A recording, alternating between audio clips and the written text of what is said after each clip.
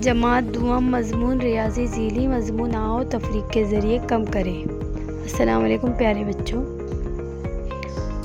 आपको नज़र आ रहा है गुलाब के फूल 5 फूल है, इसमें से 2 कम किए तो 3 फूल बाकी रहे। ये जो कम करने का अमल हमने किया है इसे तफरीक का अमल कहते हैं। किसी भी अदद को किसी भी अदद में से कम करना या घटाना तफरीक करना कहलाता है।